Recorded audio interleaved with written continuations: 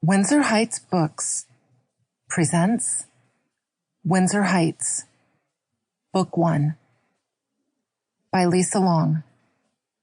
That's me. And now I will read it to you. Chapter 1, Lindsay's Lessons. It happened just last week, but to Lindsay, it seemed like a lifetime ago. She was on her way once more to her weekly writing lesson.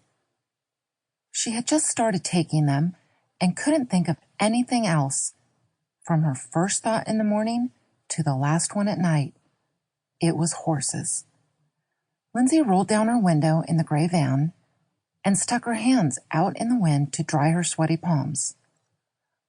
"Mom, who do you think I'm going to ride today?" "I don't know, Lindsay. Why? Who do you want to ride?" asked Lindsay's mom, Lisa. "Well, I kind of feel like riding Fresno because she doesn't pull very hard on the reins." Lindsay's hands were dry now, so she pulled them in from the window. She slipped on her black leather riding gloves and gathered her thoughts. "Mom, I have butterflies again." "So do I," said Lisa.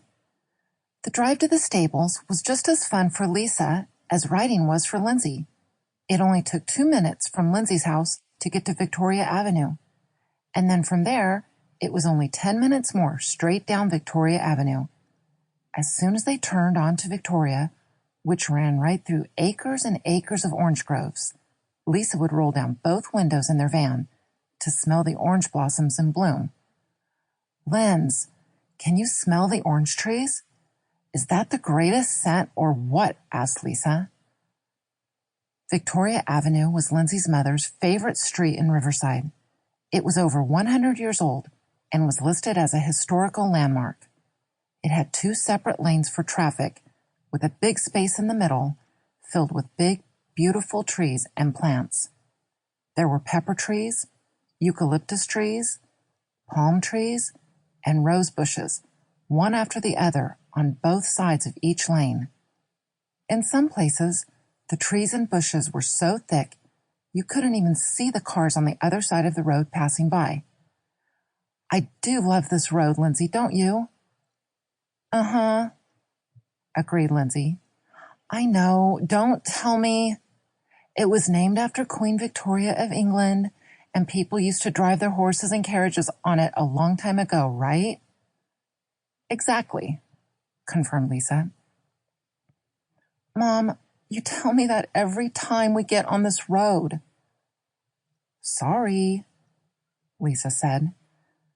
Traveling down Victoria Avenue, Lindsay began saying the street names out loud as they passed them by. Van Buren, Jackson, Monroe, Adams, Jefferson. "The streets are named after the presidents of the United States," Lisa explained. Madison Street came next. That was the street the stables were on. Lindsay took off one of her tall black riding boots just as they turned onto Madison Street. "Lindsay, what are you doing? You do not have time to be doing that."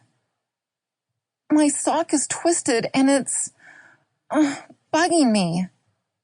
If there was one thing Lindsay hated more than sweaty hands, it was socks that were twisted or loose in any way.